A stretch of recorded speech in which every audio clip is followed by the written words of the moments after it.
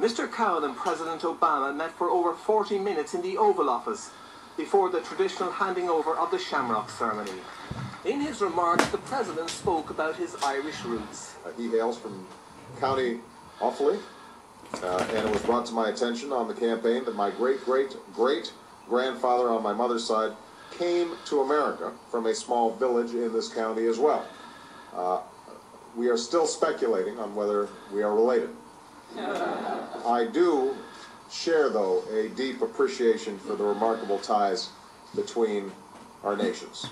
I have checked, and unfortunately there are no Carneys on the electoral register anymore in my electoral district. But if there were, I can assure you I'd have them on my campaign team. And there was another light moment between the two men. Let me try that again. It's Peterlin. That's Féidir. That's Peterlin. All right, I got that. Yes, we can. I want to thank the Taoiseach and the people of Ireland for this beautiful bowl of shamrocks.